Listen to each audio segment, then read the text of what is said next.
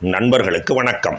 நடந்து முடிந்திருக்கின்ற தேர்தல்களுக்கான பின்கணிப்புகள் exit poles சில மாநிலங்களிலே ஒரே திசையை காட்டினாலும் வேறு சில இடங்களிலே வெவ்வேறு திசையை காட்டுகின்றன.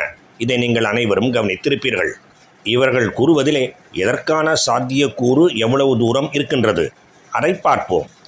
ஒவ்வொரு மாநிலமாக பார்ப்போம். முதலிலே பாண்டிச்சேரி.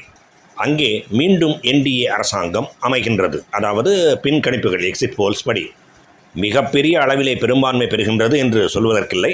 ஆனாலும் ஆட்சி அமைப்பதற்கு தேவையான பெரும்பான்மையை பெறுகின்றது தேசிய ஜனநாயக கூட்டணி. இந்த முடிவு ஓரளவு எல்லோரும் எதிர்பார்த்தது தான் என்றே சொல்ல வேண்டும். எனவே என்னை பொறுத்தவரையிலே இந்த கணிப்பை அப்படியே ஏற்றுக்கொள்வதிலே எந்த பிரச்சனையும் இல்லை. அடுத்தது கேரள மாநிலம். இங்கே இடதுசாரிகளின் கூட்டணி வீழ்த்தப்படுகின்றது. காங்கிரஸ் கூட்டணி ஆட்சி அமைக்கின்றது. இதையும் நம்மில் பலர் வெகு சுலபத்திலே யூகித்திருப்பார்கள். காலமாக இந்த இரண்டு கூட்டணிகளுக்கும் எல்டிஎஃப் மற்றும் யூடிஎஃப், லெஃப்ட் டெமோக்ராட்டிக் ஃப்ரண்ட் மற்றும் யுனைடெட் டெமோக்ராட்டிக் ஃப்ரண்ட், இவை இரண்டுக்கும் மாற்றி மாற்றி வாக்களித்து அமரச் செய்கின்றார்கள் கேரளத்து மக்கள். சென்ற முறை வேறு மாதிரியானது. இடதுசாரி கூட்டணியான எல்டிஎஃப்க்கு இரண்டாவது முறையாக வாய்ப்பு வழங்கப்பட்டது. கேரளத்திலே இதை ஒரு பெரிய அதிசயம் என்றே சொல்லிவிடலாம். ஆனால் இப்பொழுது மாற்றி அந்த முடிவை, அந்த ஆட்சியை மாற்றி காங்கிரஸ் தலைமையிலான கூட்டணிக்கு வாக்களித்து அரியணை ஏறச் செய்திருக்கின்றது கேரளா, அல்லது சரியாக சொல்ல வேண்டுமென்றால் கேரளம். இதையும் அப்படியே ஏற்றுக்கொள்வதிலே எனக்கு எந்த தயக்கமும் இல்லை. தேர்தலின் முடிவுகள் இந்த கணிப்பின்படியே நடக்கும் என்று தான் நானும் 100% எதிர்பார்க்கின்றேன். மூன்றாவதாக அஸ்ஸாம் மாநிலம். அங்கே ஹிமந்த பிஸ்வா சர்மா போட்டு தள்ளியிருக்கின்றார் என்றே சொல்லிவிடலாம். அப்படி ஒரு மிகப்பெரிய அசுர பலம் கொண்ட பெரும்பான்மையுடன் பாஜக மீண்டும் அங்கே ஆட்சி அமைக்கும் என்று பின்கணிப்புகள் கூறுகின்றன. இதற்கு ஒரு முக்கியமான காரணம், கடந்த காலங்களிலே இருந்ததை விட ஹிமந்த பிஸ்வா சர்மா அவர்கள் நல்ல ஆட்சி கொடுத்திருக்கின்றார் என்று சொல்லலாம். மேலும் பாஜகவும் சரி, ஹிமந்த பிஸ்வா சர்மா அவர்களும் சரி, ஊடுருவல்காரர்களுக்கு மிக மிக எதிரான மனநிலை கொண்டவர்களாக இருக்கின்றார்கள். அது மிக மிக சரியான ஒரு மனோபாவம் தான். நாம் நமது நாட்டு மக்களை முன்னேற்றுகின்ற வழியை பார்ப்போமா? வெளியிலே இருந்து இங்கே சட்டத்தை மீறி சட்டவிரோதமாக வந்த ஊடுருவல்காரர்களை ஆதரித்து கொண்டு உட்கார்ந்திருப்போமா? ஆனாலும் அவர்களை ஆதரித்து அவர்களை ஓட்டு வங்கியாக ஆக்கி கொள்வதற்கென்றே ஒரு பெரிய கும்பல் இங்கே வேலை செய்கின்றது. இதை நாம் அனைவரும் அறிவோம். பிஸ்வா அவர்களும் சரி, பாஜக அவர்களும் சரி, இதற்கு எதிரான மனநிலை கொண்டவர்கள். மேலும் அஸ்ஸாம் மாநிலமும் மேற்கு வங்கமும் ஊடுருவல்காரர்களால் மிகவும் பாதிக்கப்பட்ட மாநிலங்கள். பாதிக்கப்பட்ட என்று சொல்லும் பொழுது பொருளாதார ரீதியிலே மட்டும் சொல்லவில்லை, சில சமயம் வன்முறை என்கின்ற ரீதியிலேயும் சொல்லுகின்றேன். எனவே ஊடுருவல்காரர்களுக்கு எதிரான மனநிலை கொண்ட பாஜகவையும் ஹிமந்த பிஸ்வா சர்மா அவர்களையும் அந்த மாநிலம் மீண்டும் ஆதரிப்பதிலே வியப்பதற்கு எதுவும் இல்லை என்பதற்காக இதை எடுத்து கூறினேன். எப்படியும் பாஜக அங்கே மீண்டும் ஆட்சி அமைக்கும் என்பதை உறுதியாக நம்பலாம். எவ்வளவு பெரும்பான்மை கிடைக்கும் என்பதிலே எனக்கு சிறிது மாற்று கருத்து இருக்கின்றது, மாற்று யூகம் இருக்கின்றது. ஆனாலும் பாஜக மீண்டும் ஆட்சி அமைக்கும் என்பதிலே சந்தேகம் இல்லை. நான்காவதாக மேற்கு வங்க மாநிலத்தை எடுத்துக்கொள்வோம். இங்கே ஓரிரு கருத்து கணிப்புகள் மம்தா பானர்ஜி அவர்களின் திரிணாமுல் காங்கிரஸ் மீண்டும் ஆட்சி அமைக்கும் என்று கூறுகின்றன.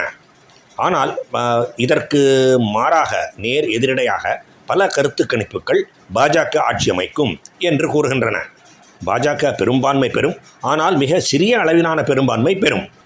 அதாவது 294 இடங்களை கொண்ட அந்த சட்டமன்றத்திலே மெஜாரிட்டிக்கு தேவையானது நடுவுக்கோடு 147, பெரும்பான்மைக்கு தேவையானது 148.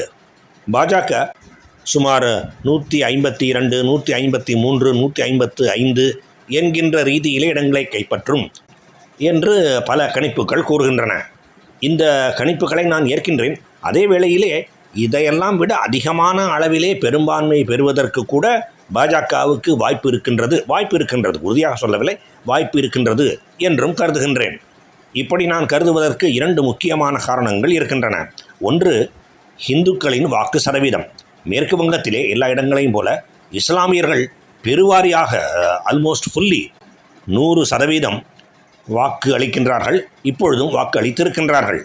இந்த முறையும் அப்படித்தான் இருந்திருக்கின்றது. ஆனால் இந்துக்களை பொறுத்தவரையிலே இந்த முறை ஒரு பெரிய எழுச்சியுடன் மிக அதிக அளவிலே, அதிக எண்ணிக்கையிலே, அதிக விழுக்காட்டிலே வாக்களித்திருக்கின்றார்கள். இது முக்கியமாக பார்க்கப்பட வேண்டிய ஒரு விஷயம். மிக முக்கியமாக பார்க்கப்பட வேண்டிய இரண்டாவது விஷயமும் ஒன்று இருக்கின்றது. அதுதான் திரு பிரதீப் குப்தா அவர்கள் கூறுவது. புகழ்பெற்ற தேர்தல் கணிப்பாளர்களிலே இவரும் ஒருவர். ஆக்சிஸ் மை இந்தியா சார்பாக இவர் என்ன கூறுகின்றார் என்றால், மேற்கு வங்கத்தின் பின்கணிப்புகளை நான் வெளியிட விரும்பவில்லை. ஏனென்றால் என்னிடம் அதற்கான தரவுகள் சரியான அளவிலே இல்லை என்று இவர் கூறியிருக்கின்றார்.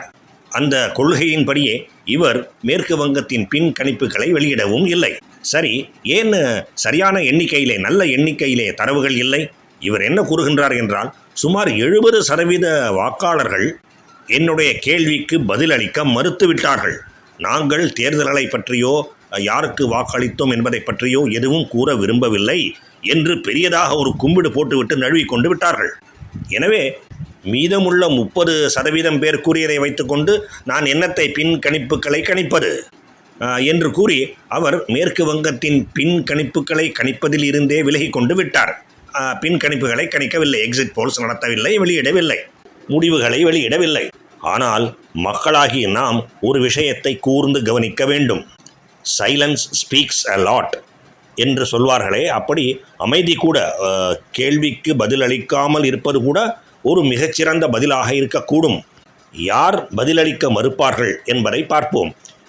எந்த கட்சிக்கு வாக்களித்தோம் என்பதை கூறிவிட்டால் அதற்கு எதிராக உள்ள கட்சியினர் தங்கள் மீது வன்முறையை ஏவிவிட்டாலும் விட்டுவிடுவார்கள் என்கின்ற பயத்திலே இருப்பவர்கள்தான் வாயை மூடிக்கொண்டு எதுவும் கூறாமலே இருப்பார்கள்.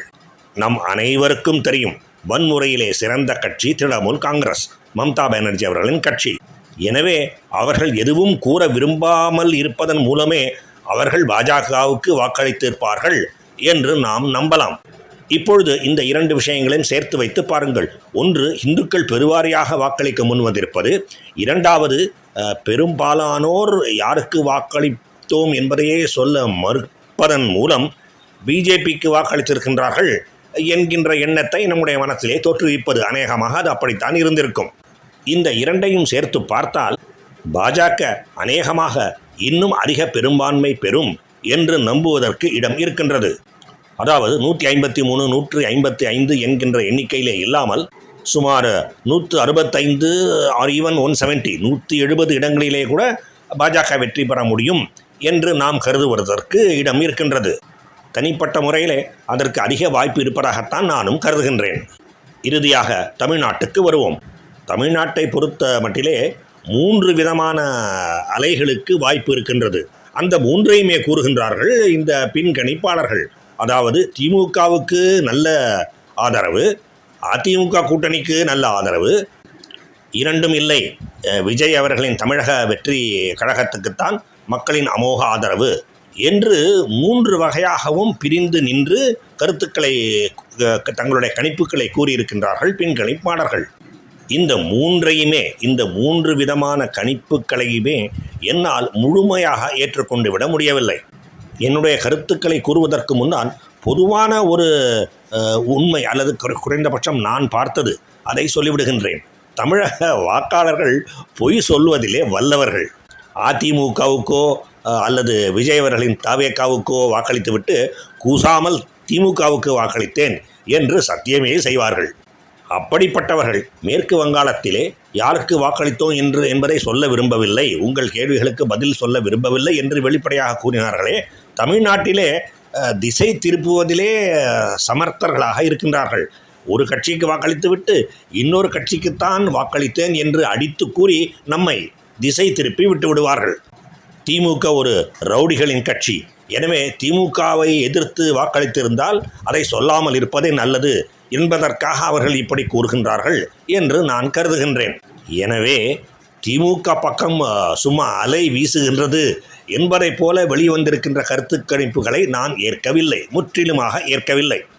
எல்லா விஷயங்களையும் கூட்டி கழித்து போட்டு பார்க்கும் பொழுது திமுக கூட்டணி வெல்லாது, அல்லது வென்றாலும் மிகச்சிறிய அளவிலே தான் பெரும்பான்மை பெற்று, அதுவும் கூட்டணியாக, தனி கட்சியாக அல்ல என்று நான் கருதுகின்றேன்.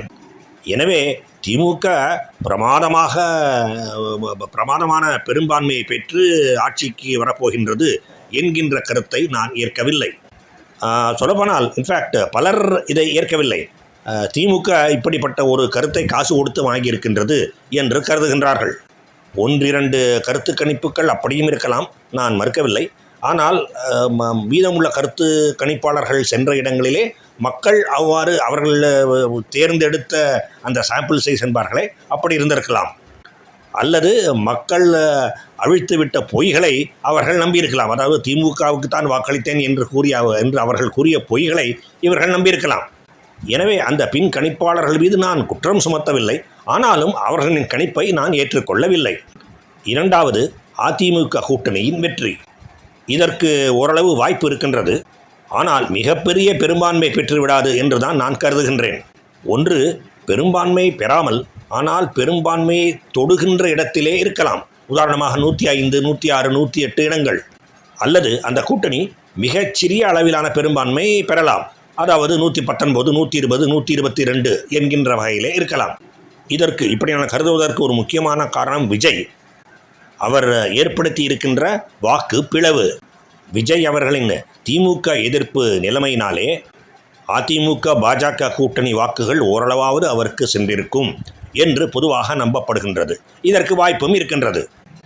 எனவே அதிமுக பாஜக கூட்டணி பெரும்பான்மைக்கு அருகிலே சென்று ஆனால் பெரும்பான்மை பெறாமல் போகலாம், அல்லது மிகச்சிறிய அளவிலே பெரும்பான்மை பெறலாம். எனவே அதிமுக பாஜக கூட்டணி அமோக வெற்றி என்கின்ற கணிப்பை முழுவதுமாக அப்படியே ஏற்றுக்கொள்வதற்கு இல்லை. மூன்றாவதாக, விஜய் அவர்களின் தவேகாவின் பங்கு. விஜய் அவர்கள் ஆட்சிக்கு வருகின்றாரோ இல்லையோ வாக்குப்பிளவை ஏற்படுத்தி இருப்பார் என்பதை ஏற்கனவே பார்த்தோம். ஆனால் வாக்குப்பிளவை மட்டும்தான் ஏற்படுத்துவாரா அல்லது அவரே ஒரு பெரிய தாக்கத்தை ஏற்படுத்துவாரா என்கின்ற கேள்வியும் எழுகின்றது. இந்த கேள்விதான் அவ்வளவு சுலபத்திலே பதில் சொல்ல முடியாத கேள்வி.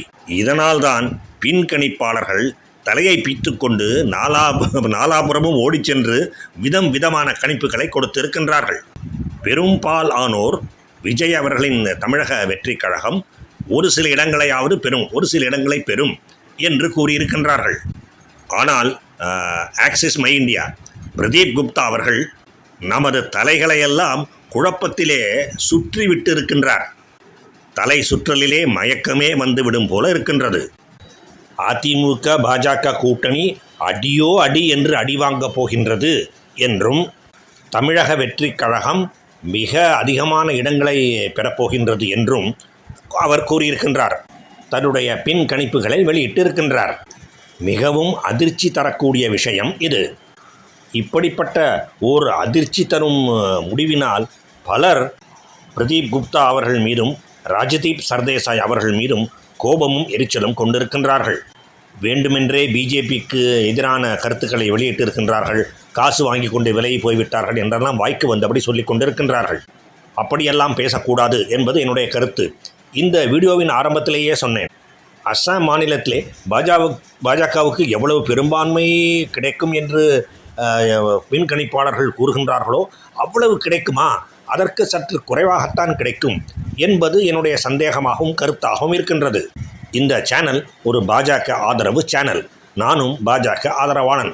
ஆனாலும் அஸ்ஸாமிலே பாஜகவுக்கு கண்மூடித்தனமான பெரும்பான்மை கிடைக்கும் என்ற கருத்தை ஏற்றுக்கொள்வதிலே எனக்கு சில சிக்கல்கள் இருக்கின்றன. சிறிது சந்தேகமும் தயக்கமும் இருக்கின்றன. நான் பாஜகவை ஆதரிக்கின்றேன் என்கின்ற ஒரே காரணத்தினாலேயே அஸ்ஸாமிலே அது பிரமாதமாக வந்துவிடும், மிக மிக அதிக அளவிலே பெரும்பான்மை பெறும் என்றெல்லாம் கூறுவதற்கு நான் தயாராக இல்லை. அது பற்றி எனக்கு சந்தேகம் இருக்கின்றது. ஆனால் அப்படி வந்தால் நல்லது என்பது என் கருத்து. அவ்வாறாகத்தான் பிரதீப் குப்தா அவர்களும் சரி, ராஜ்தீப் சர்தேசாய் அவர்களும் சரி, தொழில் நேர்மையுடன் ப்ரொஃபஷனல் இன்டெகிரிட்டி நடந்து கொண்டு இருப்பார்கள் என்று நான் நம்புகின்றேன். எனவே அவர்களை நாம் கண்ணை மூடிக்கொண்டு குற்றம் சொல்லிவிடக்கூடாது. சரி, அது ஒரு பக்கம் இருக்கட்டும். இவர் பிரதீப் குப்தா அவர்கள் இப்படி கூறுவதற்கு என்ன காரணம், இப்படி கூறுவது நடப்பதற்கு வாய்ப்பு இருக்கின்றதா என்பதை மட்டும் பார்ப்போம்.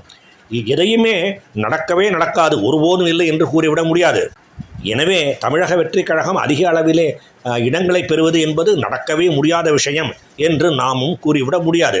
ஆனால் அது எப்பொழுது நடக்கும், எப்படி நடக்கும் என்பதை மட்டும் பார்க்க வேண்டும். அவருடைய விஜயுடைய நிலைப்பாடு திமுகவை எதிர்க்கின்ற நிலைப்பாடு. எனவே அவர் அதிமுக பாஜக கூட்டணியின் வாக்குகளை பிளப்பதற்கு நிறைய வாய்ப்பு இருக்கின்றது. ஆனால் எவ்வளவு தூரம் அந்த வாக்குகளை பிளந்து தனக்கு சாதகமாக ஆக்கி கொண்டு விடுவார் என்கின்ற கேள்வி எழுகின்றது.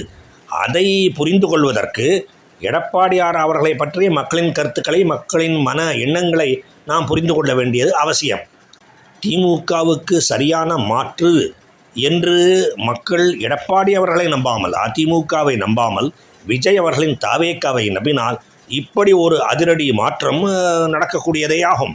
பல மாதங்களாக கூறிக்கொண்டிருக்கின்றேன், எடப்பாடி அவர்கள் அதிமுகவிலே இருந்து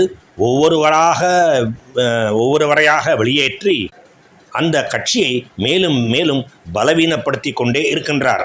இதையெல்லாம் வாக்காளர்களும் கவனிக்கின்றார்கள்.